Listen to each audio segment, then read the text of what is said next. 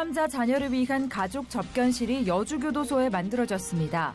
국내 최초로 마련된 가족 접견실은 수감자 자녀를 위한 꾸준한 노력과 기도의 결실로 평가됩니다. 새 정부 출범 후 대통령 특사 파견 국가에 에콰도르도 포함돼 현지 한인 사회에 관심을 모았습니다. 한인교회와 교민사회는 향후 양국의 발전적 관계를 기대했습니다.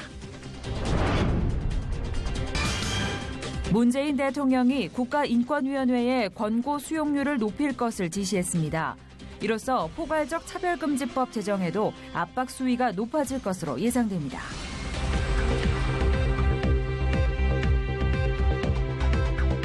여러분 안녕하십니까? 도광농 목사입니다. 내년부터 시행하기로 한 종교인 과세를 2년 유예하는 법 개정이 추진되면서 교계 안팎에서도 갑론을박 의견이 분분합니다. 가장 중요한 건 논란의 여지가 많은 세부적인 과세 기준을 어떻게 확립하느냐가 문제일 텐데요. 이미 찬반의 논의는 넘어섰고 시행의 시점만 남았습니다.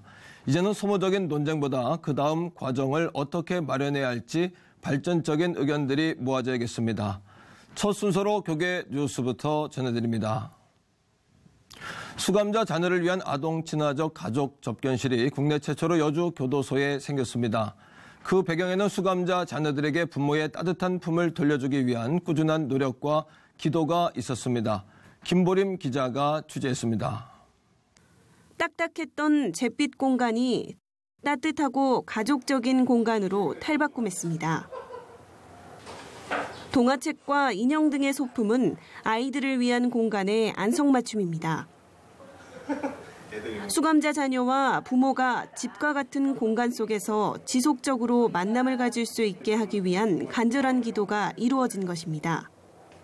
성경에서는 이제 갇힌 자, 또 가장 작은 자에 대한 기독교인들의 사랑을 이야기하고 있어서 특히 가장 작은 자는 세움에서는 부모의 수감으로 아무 죄도 없는 제2의 피해자라고 불리우는 아동들 가족 접견실에서 많은 아이들이 또 그 부모와 만나고 또 이야기를 나눌 수 있고 세움과 법무부의 첫 번째 협업인 여주교도소 가족접견실은 법무부에서 진행될 리모델링 확대 사업의 매뉴얼로 제작됐습니다.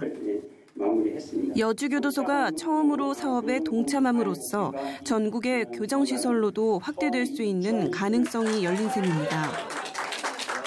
여주교도소 신동윤 소장은 수용자들의 가족유대 강화는 재범 방지와 수감자 인성교육 등에 효과적이라고 전했습니다. 제가 이제 수용자 교정교를 위해서 여러 가지 활동을 하는데 가족들이 주는 힘, 이게 굉장히 큽니다. 그래서 가족들의 유대를 강화시키기 위해서 가족접견실을 적극 활용을 하면 저희가 여러 가지 하고 있는 교정교육 활동에도 많은 도움이 될 것으로 예상이 됩니다. 따뜻하고 가족 친화적인 가족 접견실을 통해 부모와 자식 간의 소통이 강화되고 지속적인 만남을 통해 관계의 회복이 있기를 기도합니다. C채널 뉴스 김보림입니다. 이어서 그 밖에 교계 소식 전해드립니다.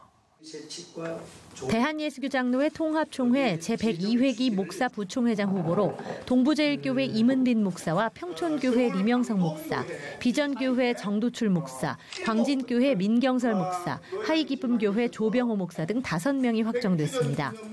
장로 부총회장 후보로는 유덕교회 이현범 장로가 단독으로 출마할 예정입니다.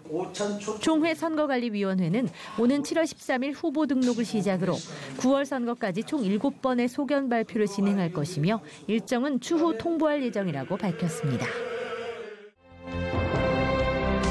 한국기독교교회협의회가 성령 강림절을 맞아 한국교회를 진단하고 반성하는 문서를 발표했습니다.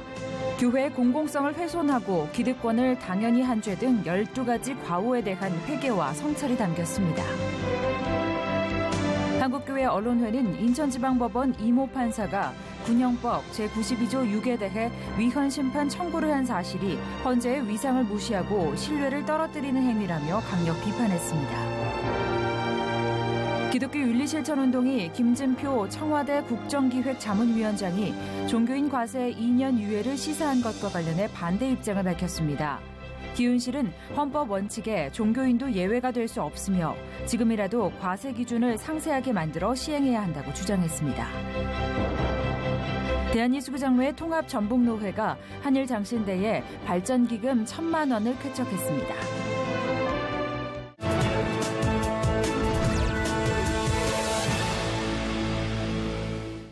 이번엔 나라밖 소식입니다. 미국에서 가장 큰 성장을 보이고 있는 교회 중에 하나가 바로 중국인 교회라고 합니다. 그 원동력은 중국에서 온 젊은 이민자들이 주님을 만나 변화된 삶을 살고 있기 때문이라는데요. 미국에서 전해온 소식입니다. This reenactment shows the frustration and anger that is common in many families. Chinese American parents often find communicating with their children challenging. Yang Jie moved to the United States when she was 13. That's when the relationship with her parents became more troublesome. The family rules are very strict. It's like everything I do successfully, I'm supposed to be that way. If I'm getting a 98, I will probably get punished. Yang Jie had to learn to obey the rules in a hard way and couldn't quite understand why her parents treated her that way. My father is a military member when he was younger. So the way how he was training me is like the military style. Despite the conflict, Yang Jie never doubted her parents' love, and they encouraged her to find her passion. Gradually, she took up dancing and spent much time practicing in the studio and performing.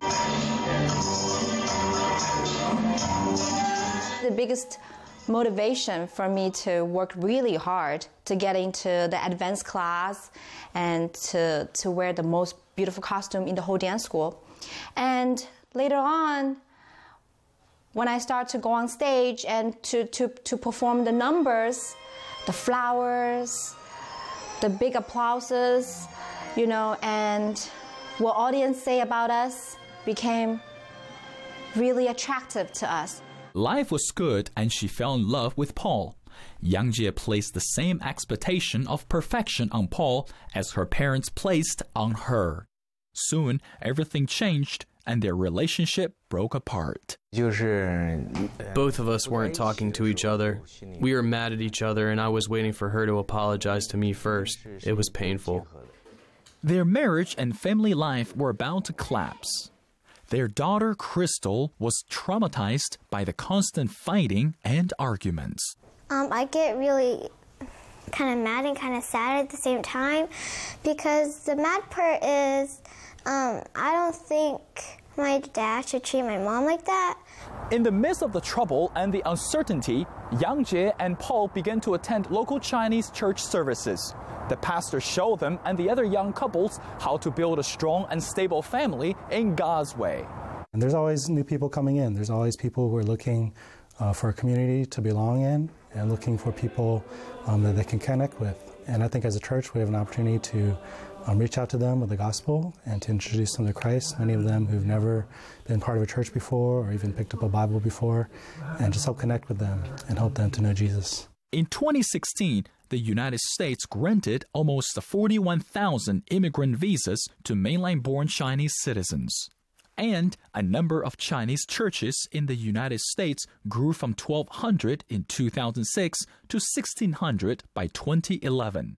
Some churches are coming together to more effectively reach young Chinese. We're working with people in our church and other churches. There's 4 Chinese churches in Hampton Roads area who are all working to reach this community, some in different ways. And we also partner with other local American churches as well. And we're part of a local church network that supports us and connects us with other church leaders and ministries. And we all basically partner together to reach the Chinese community and to really bring the gospel to that group. Gradually, Yang Jie and her husband found their purpose as a couple, and their marriage was healed. Praying is like the daily spiritual just breathing, the air that we need every day. And reading the Bible, studying the Bible, is like the food we intake every day. Crystal was happy that Jesus restored her parents' marriage and brought peace to the family and special meaning to her. Lord and glory and thankfulness. Today, Jesus changed all of us. We need to follow the Lord faithfully and continue to serve Him. We were lost. Now, we belong to the same Father. Meng-Fei Lee, CBN News. 다음 소식입니다. 새 정부가 들어서고 주요 국가의 대통령 특사가 파견됐습니다. 특사가 파견된 국가 중에 에콰도르가 포함되어 있어서 관심을 모았는데요. 에콰도르 현지 이진호 선교사님 연결해서 관련 말씀 나눠보겠습니다. 선교사님 안녕하십니까? 네, 이진호 선교사입니다. 네, 반갑습니다. 말씀드린 대로 주요 국가들의 특사 파견 중에 에콰도르가 있었습니다. 좀 의외의 국가이기도 했는데요. 에콰도르도 대통령 취임식이 있었더라고요. 네, 한국 시간으로 5월 25일에 에콰도르 국회의사당에서 레닌 모레노 에콰도르 대통령 취임식이 있었고요. 이 자리에 박영선 의원이 특사 자격으로 그리고 경축 특사단이 함께 참석하였습니다. 한국과 에콰도르 두 나라 간의 거리는 상당히 떨어져 있지만 상생 협력의 가능성과 현재 양국 간의 FTA가 마무리 단계로 진행되고 있어서 한국 경제의 지경을 넓힐 수 있는 여지를 갖고 있기 때문에 아마도 특사가 파견된 것이 아닌가 판단하고 있습니다. 네, 에콰도르는 사실 축구나 올림픽 때 말고는 우리가 생활 속에서 자주 접하는 나라가 아니기 때문에 생소한 분들도 계실 것 같은데요. 간단히 소개를 좀 해주시면 좋겠습니다. 에콰도르란 말은 스페인어로 적도란 뜻입니다. 적도 라인에 위치한 국가입니다. 15세기에는 잉카 제국의 한 국가였고요. 그 스페인으로부터 정복당한 후 300년 가까이 스페인의 식민지였습니다. 이로 인해 가톨릭 국가가 되었으며 우리나라 기독교 성도분들께는 창끝이란 영화로 기억하는 짐 엘리엇 선교사의 순교의 피가 흐르는 나라로 잘 알려져 있습니다. 현재 개신교 인구가 전체 인구의 약 10% 정도 차지하고 있는데요. 점점 증가하는 추세입니다. 이번 특사 파견으로 향후 양국 관계가 더욱 활발해졌으면 좋겠다는 희망도 가져보게 되고요. 한인교회나 교민사회에서도 그런 바람을 갖게 되셨을 것 같은데 어떻습니까? 네, 에콰도르와 한국 관계가 이전보다는 더욱 긴밀한 관계가 되길 바라고요. 특별히 원유 가격 하락과 작년 해안 지역에 발생한 지진으로 인해 경제적으로 특히 국가 재정이 어려운 상황인데요. 양국의 발전적인 관계가 에콰도르의 경제적 상황에 좋은 영향을 줄 수 있기를 바라고요. 또한 현재 기독교 인구가 증가 추세에 있는 만큼 에콰도르 교회가 더욱 복음의 능력을 확장할 수 있도록 기도 부탁드립니다. 그리고 새롭게 출범된 신정부가 먼저 하나님을 두려워하고 국민들의 마음을 헤아리는 정책들을 펼쳐나가 현재의 어려움들을 잘 극복해 나갈 수 있도록 기도해 주시면 감사하겠습니다. 네, 한국도 에콰도르도 새로운 정부가 시험대에 올랐는데요. 국가의 지도자들이 먼저 하나님을 두려워하는 마음을 가질 수 있도록 저희도 함께 기도하겠습니다. 선교사님, 오늘 말씀 감사합니다. 예, 감사합니다. 네, 고맙습니다.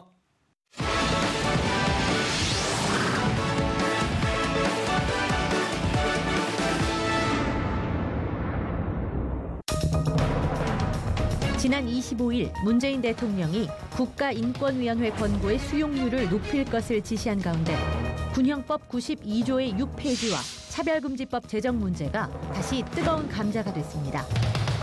취임 보름 만에 이례적으로 인권위 위상 강화를 지시하고 인권위 권고 수용률을 기관 평가에 반영하겠다고 밝힌 것은 새 정부의 의지를 보여주고 있는데요.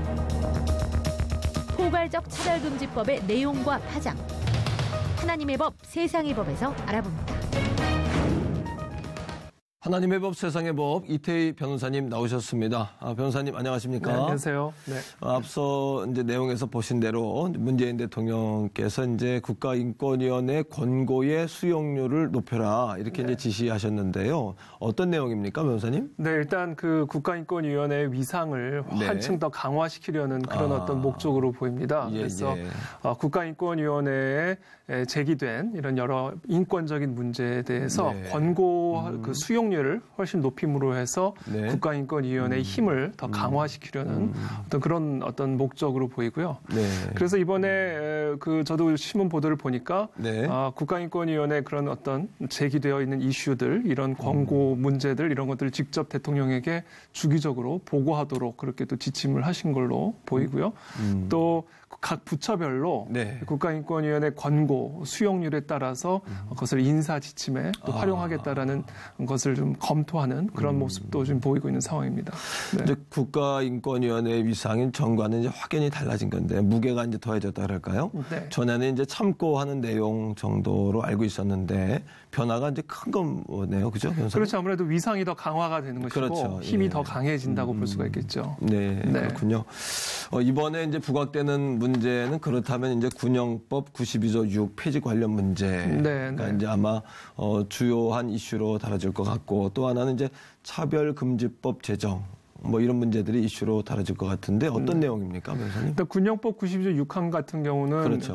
이제 군대 내에서 남성 간의 학문 성관계를 가질 경우에 2년 이하의 징역에 처한다라는 군형법인데요. 네. 이것이 벌써 작년까지 3차례에 걸쳐서 헌법재판소에서 합헌 판결을 받은 바가 있습니다. 네. 근데 이번에 인천지방법원에 이 모 판사가 다시 이 헌법 소원을 제기를 했죠. 그래서 이것의 위헌 여부를 가려달라고 또다시 지금 제기가 된 상태입니다. 근데 작년에 헌법재판소에서 이 군형법 92조 6을 합헌 판결을 내릴 때 5대4 판결로 간신히 합헌 유지가 됐거든요. 근데 이번에 정권이 바뀌게 되었고 또 새로운 헌법재판소장이 임명이 되고 지금 또 공석의 재판관이 임명이 될 경우에 사실은 이 군형법 92조 6을 합헌으로 유지하는 것이 사실 지금 되게 위기 상태라고 볼 수가 있습니다. 그렇군요. 또 제가 며칠 전에 제가 알기로 몇 당의 국회의원들이 군형법 92조 6항 폐지를 위한 입법 발의를 또 예고한 그런 바가 있죠. 그래서 사실 이 군형법 92조 6을 지키는 게 지금 사실 좀 상당히 위험한 그런 상황 가운데 있다고 볼 수가 있습니다. 그렇군요.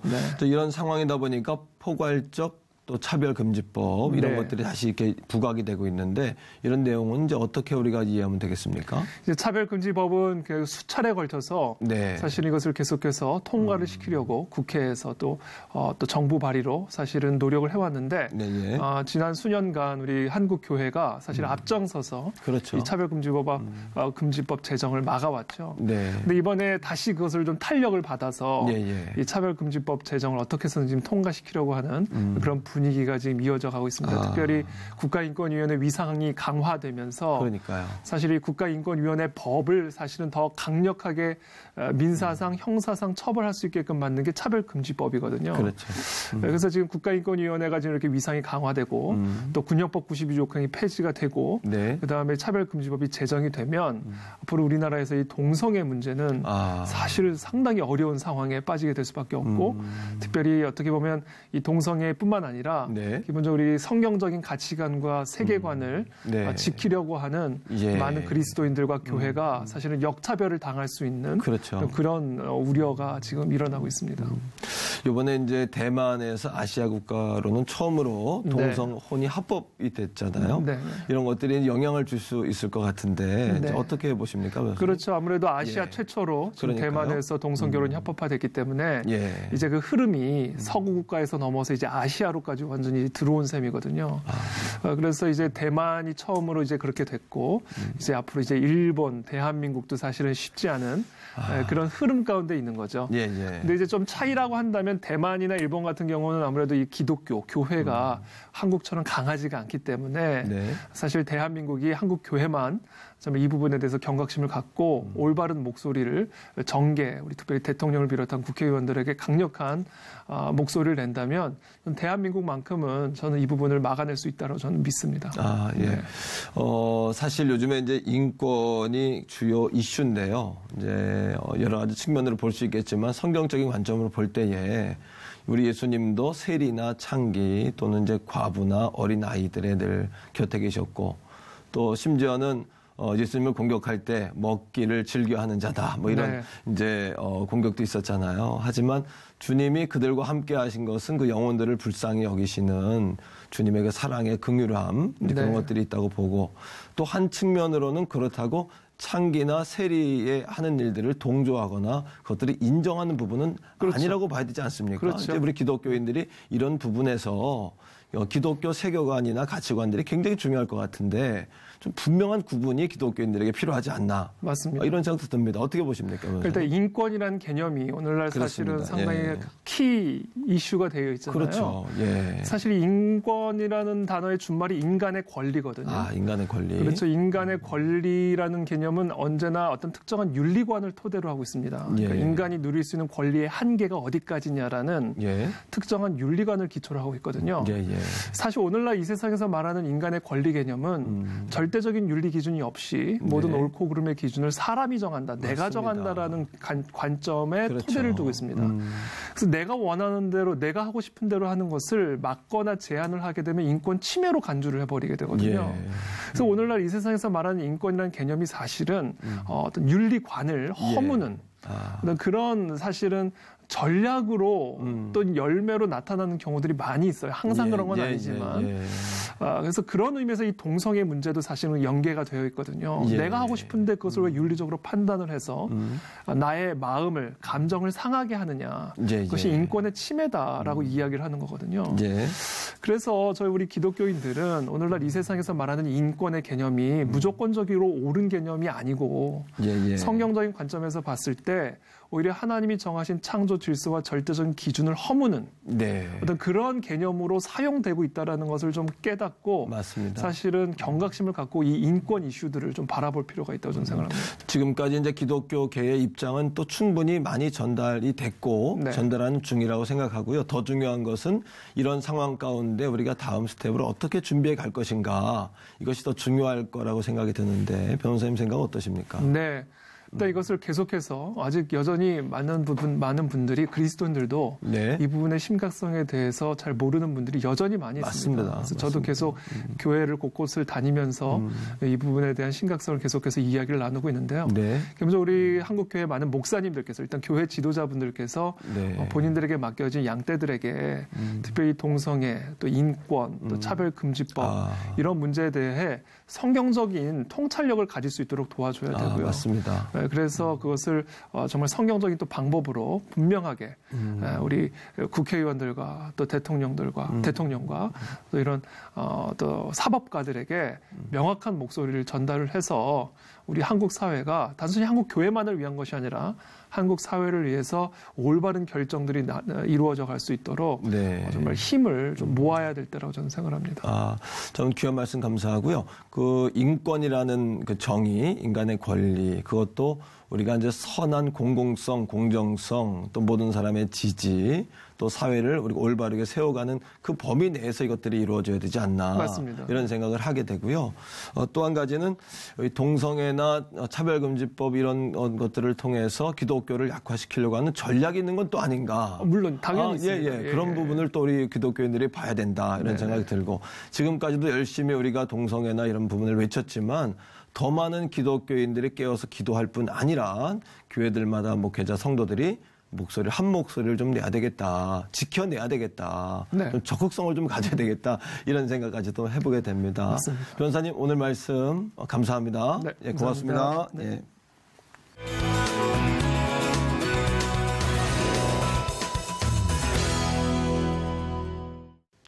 계속되는 봄 가뭄으로 걱정인데 그나마 곳곳에 비가 와서 다행입니다. 하지만 이번에 내리는 비로는 해갈이 역부족인데요. 국가적 차원에서의 물관리 대책도 필요해 보입니다. 시천을 메워준 굿데이는 시청자 여러분과 함께하는 방송입니다. 좋은 의견 있으시면 아래 전화번호와 이메일로 연락 주시고요. 인터넷을 통해서도 방송을 다시 보실 수 있습니다. 오늘 순서는 여기까지입니다. 시청해주신 여러분 고맙습니다.